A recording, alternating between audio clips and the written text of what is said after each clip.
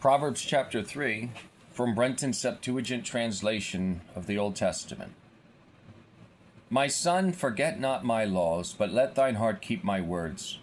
For length of existence and years of life and peace shall they add to thee.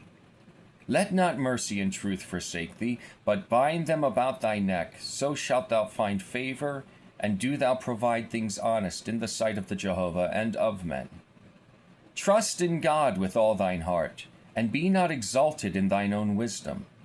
In all thy ways acquaint thyself with her, that she may rightly direct thy paths. Be not wise in thine own conceit, but fear God and depart from all evil. Then shall there be health to thy body and good keeping to thy bones. Honor the Jehovah with thy just labors, and give him the first of thy fruits of righteousness, that thy storehouses may be completely filled with corn, and that thy presses may burst forth with wine. My son, despise not the chastening of the Jehovah, nor faint when thou art rebuked of him. For whom the Jehovah loves he rebukes, and scourges every son whom he receives. Blessed is the man who has found wisdom, and the mortal who knows prudence. For it is better to traffic for her than for the treasures of gold and silver. And she is more valuable than precious stones. No evil thing shall resist her.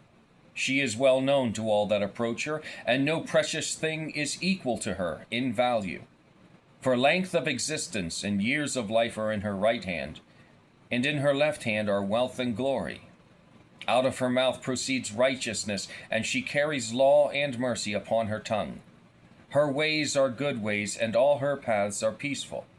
She is a tree of life to all that lay hold upon her, and she is a secure help to all that stay themselves on her, as on the Jehovah. God by wisdom founded the earth, and by prudence he prepared the heavens. By understanding were the depths broken up, and the clouds dropped water.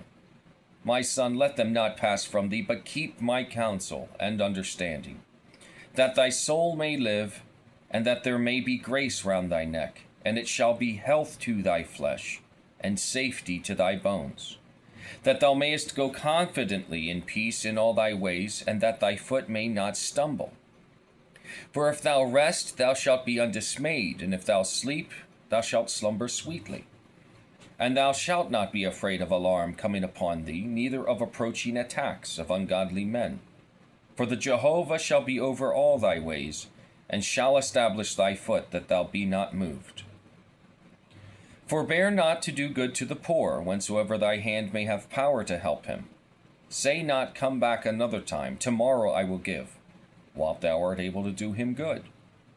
For thou knowest not what the next day will bring forth. Devise not evil against thy friend living near thee and trusting in thee. Be not ready to quarrel with a man without a cause, lest he do thee some harm. Procure not the reproaches of bad men, neither do thou covet their ways. For every transgressor is unclean before the Jehovah, neither does he sit among the righteous. The curse of God is in the houses of the ungodly, but the habitations of the just are blessed. The Jehovah resists the proud, but he gives grace to the humble. The wise shall inherit glory, but the ungodly have exalted dishonor.